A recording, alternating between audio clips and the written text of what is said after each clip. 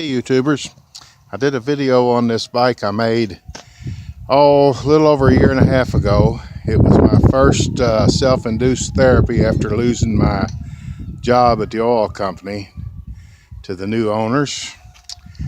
I figured I'd coop up in the basement, do a little welding, do a little rigging, get my mind off of the way I felt about getting canned. Something doesn't happen every day. In my case, hadn't happened in ever. But anyway, it's a little old Jiangdong or Greyhound or one of them kind of motors, hinges on the bottom. Got a cool kind of a clutch deal here. You lock it in, squashes the roller down into the tire.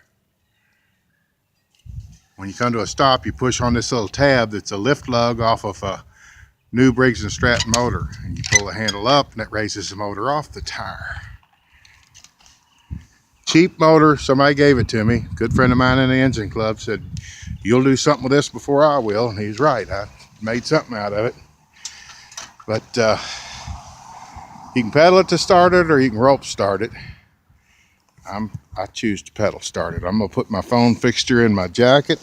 It's colder than you know what out here, but it seems like every video I do it's cold. I don't know what my deal is. All right. Walk out to the end of the street. I better zip that up a little more so it don't shake like crazy.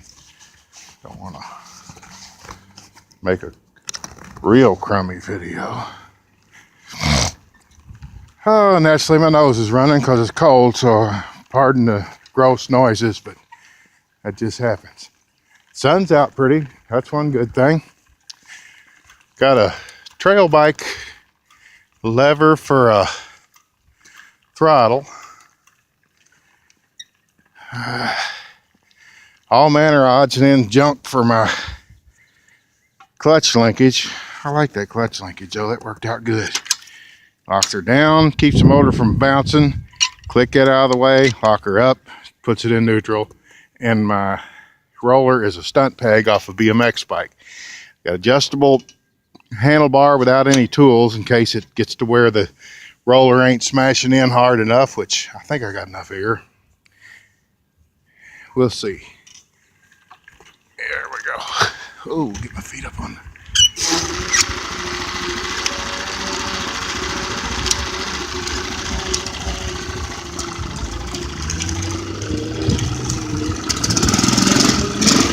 There we go.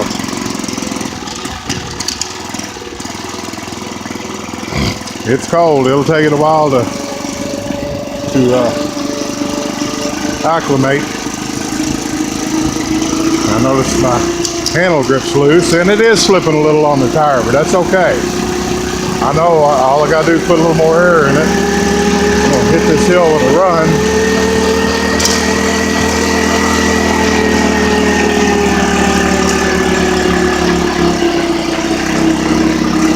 I got that seat down real low.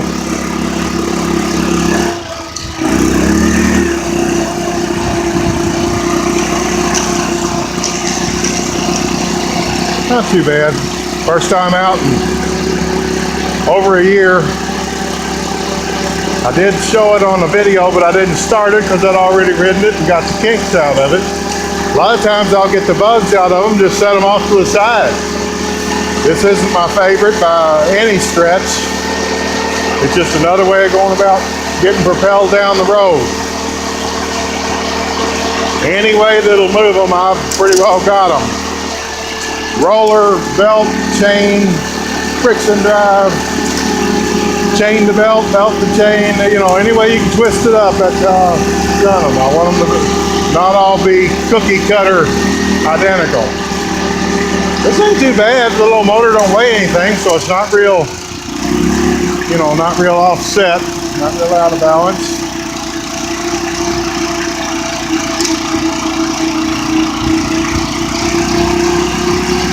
One of them cheap Walmart bikes with the China wheels that aren't worth a darn.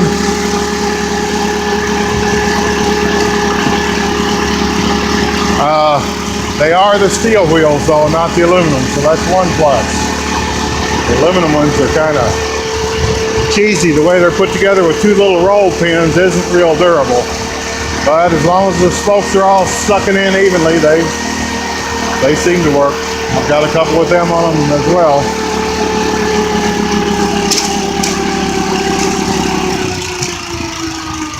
Yeah, it wasn't too bad. Something to do.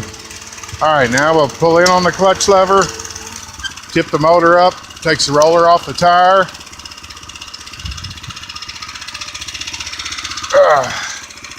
And if I wanted to show off, yeah, that handle grip's got to go. That ain't gonna do. You push down on the latch.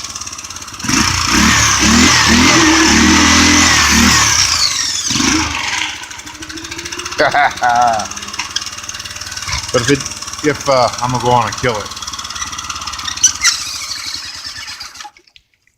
I'm gonna get my phone out of my jacket here.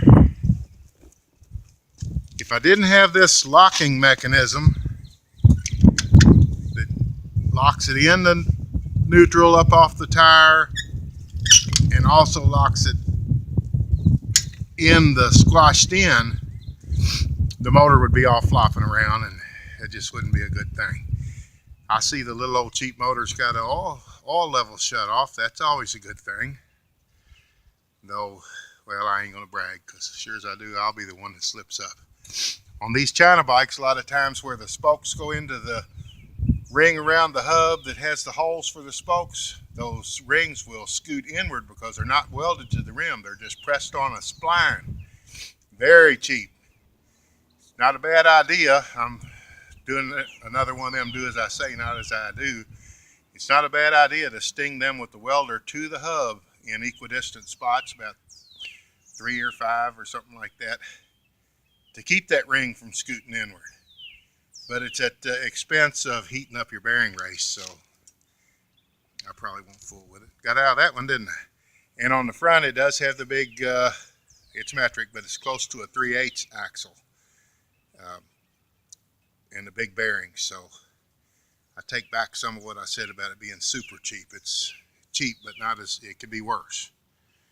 That old tire, I may switch the front tire with the back one, but that's not important. It's not worn bad, but it is worn. And the back one's like brand new. Yeah, that was something else. I haven't rode this in at least a year. I call this my therapy bike. Gotta do what you gotta do. Whatever keeps you occupied, whatever makes you happy. That's the way I look at it. Alrighty. John's Motorbikes on YouTube. John Wade, rather, on YouTube. Wade Made Motorized Mayhem. Easy to make and fun to ride. See you later. Bye-bye.